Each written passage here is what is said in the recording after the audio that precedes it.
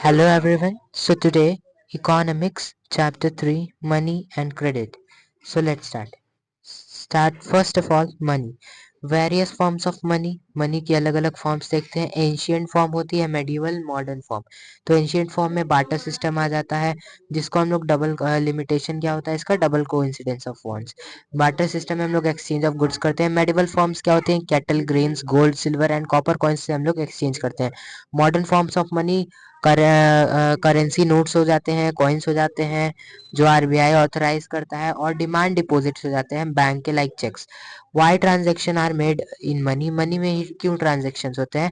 Many transaction involve buying and selling of goods using money. मतलब बहुत सारे transaction में हम लोग सेलिंग और बाइंग करते हैं मनी को यूज करके.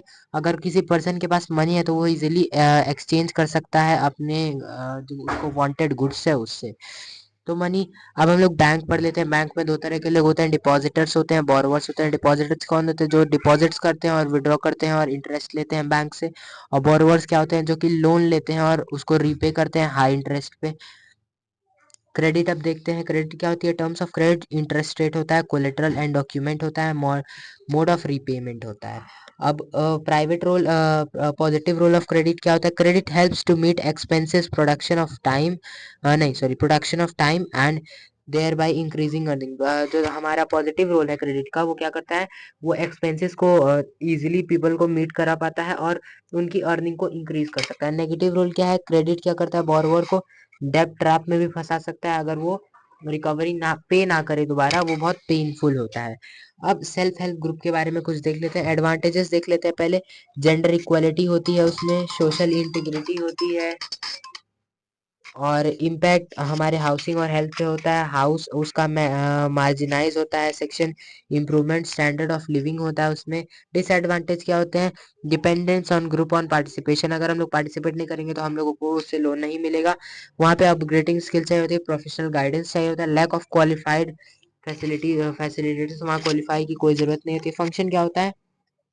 ये लोग कोलेटरल फ्री लोन प्रोवाइड करते हैं, छोटे छोटे लोन्स जैसे 2000 के लोन्स एक्सेट्रा.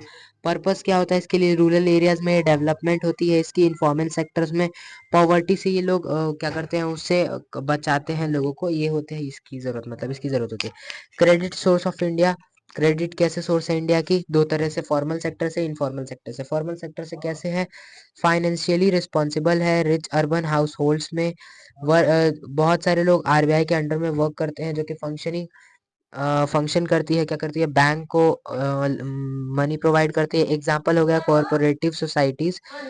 इनफॉर्मल सेक्टर्स क्या होते हैं? जो कि सिस्टमेटिक नहीं होते हैं और वो हाई इंटरेस्ट पे लोन प्रोवाइड करते हैं लोगों को, और वो लेस पेपर वर्क पे भी प्रोवाइड करते हैं. वो इलिटरेट होते हैं या इलिटरेट नहीं होते हैं, उनका कोई वो नहीं होता है. जैसे हमारे पास एग्जांपल हो गया money lender, landlords.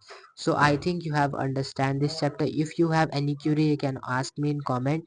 And thank you for seeing this video. And don't forget to like, share, subscribe. Bye bye.